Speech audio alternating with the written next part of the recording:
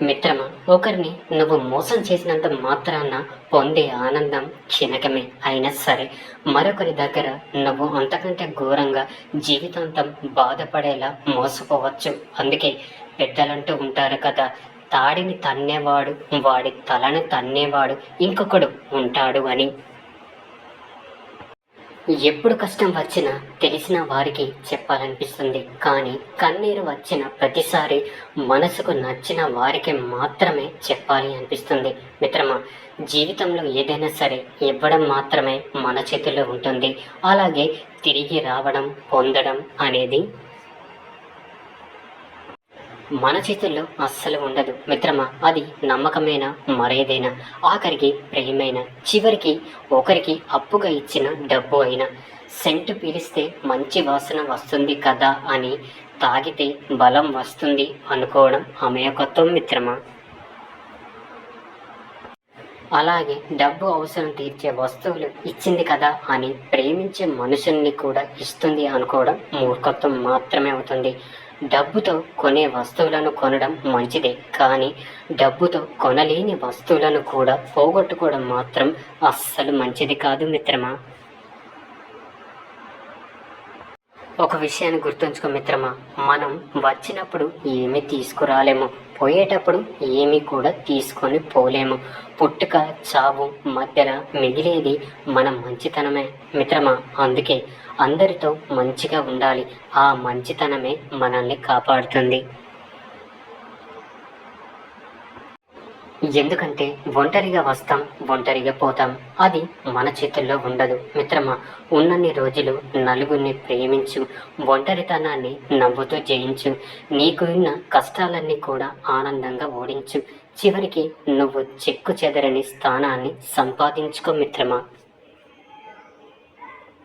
మిత్రమా, ఈ రోజుల్లో మనిషి ఎలా ఉన్నాడంటే, ఒక కారు ఉంటే ఇంకొకరు కావాలి అని, ఒక సెల్ ఫోన్ ఉంటే ఇంకో సెల్ ఫోన్ కావాలి అని, ఉన్నదానికంటే ఎక్కువ డబ్బు సంపాదించాలి అని అనుకుంటున్నాడు మిత్రమా. మనిషి ఎదిగే కొద్దీ అవసరాలు పెరుగుతుంటాయి. అందుకే ఎక్కువగా నడవలేక ఎడ్ల బండిని కనిపెట్టాడు.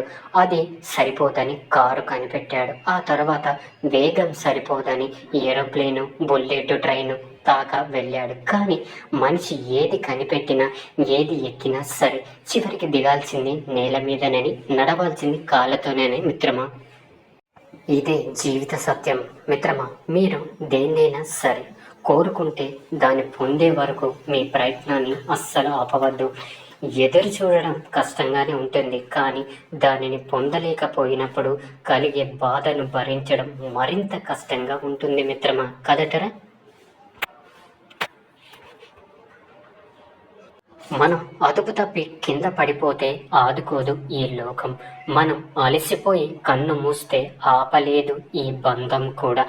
మనం నడిచే దారిలో చీకటి అయితే తోడు రాదు మన నీడ. జారిపోయి దూరం అయితే చేరుకోదు ప్రేమ.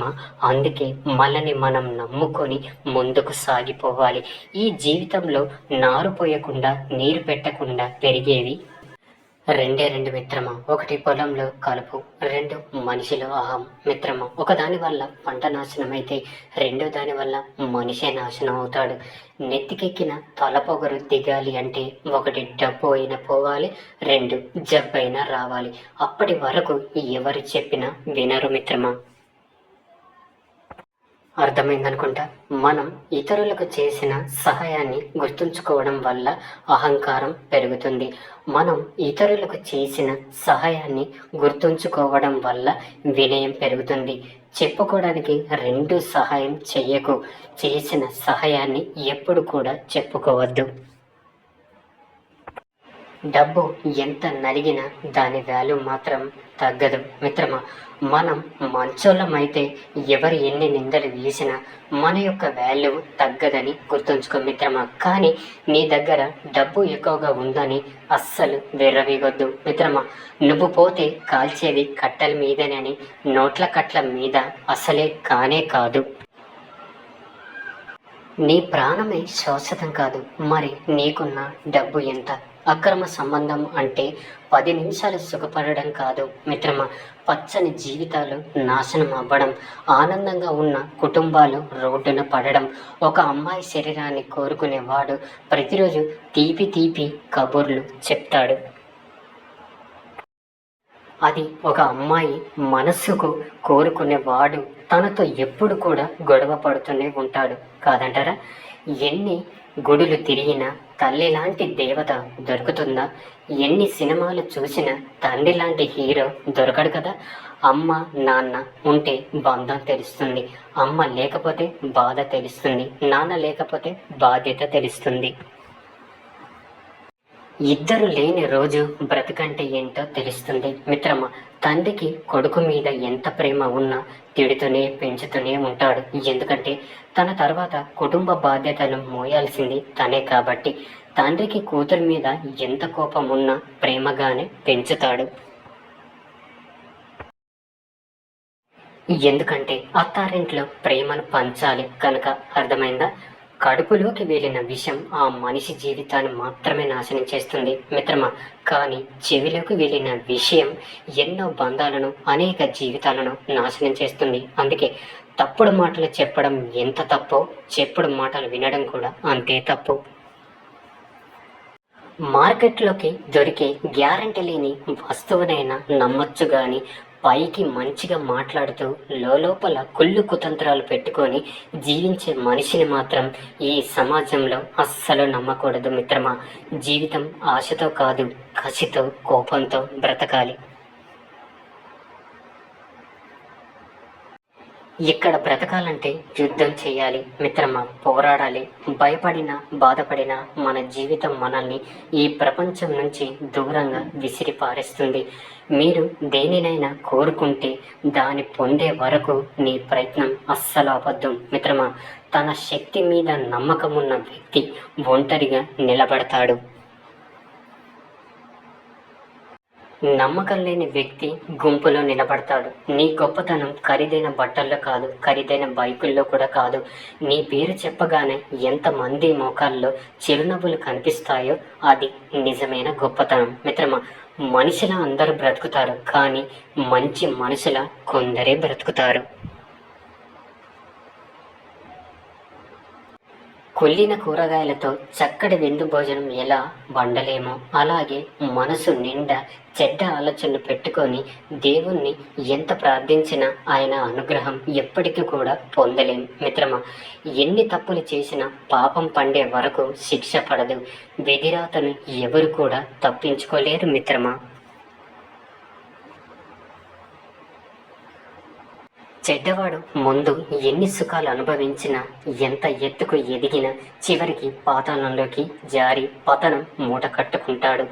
మంచివాడికి ముందు ఎన్ని కష్టాలు ఎదురైనా చివరికి విజయాన్ని మూట కట్టుకుంటాడు. ఇది సత్యం. ఇదే సత్యం మిత్రమా. నీ చుట్టూ ఉన్న వాళ్ళ మీద నోరు జారొద్దు ఎప్పుడు కూడా. ఎందుకంటే వాళ్ళు నిన్ను రెచ్చగొట్టే దానికోసమే. అలా నోరు జారి నువ్వు ఇంకా దిగజారితే మరింత హీనంగా అందరూ కూడా చూస్తారని. ఎందుకంత ఉక్రోషం? ఉండు, కొన్ని రోజులు అలా ఓపికగా చూస్తూ ఉండు. కాలం మారక మానదు.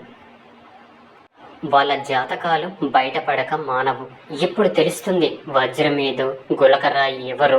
ఇది నువ్వు నిరూపించుకునేది కాదు, కాలమే నిర్ణయిస్తుంది మిత్రమా. అప్పటి వరకు కేవలం నువ్వు ఒక ప్రేక్షక పాత్ర వహించు చాలు.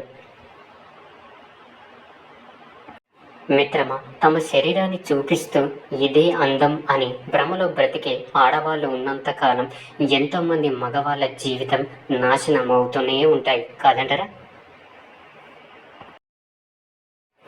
ఈ సూక్తుల్లో ఏ సూక్తి నచ్చిందో కామెంట్ చేయండి. ఈ వీడియో కనుక నచ్చినట్లయితే లైక్ చేసి మరిన్ని వీడియోస్ కోసం మన ఛానల్ని సబ్స్క్రైబ్ చేసుకొని మాకు కొంచెం సపోర్ట్ చేయండి. ధన్యవాదములు.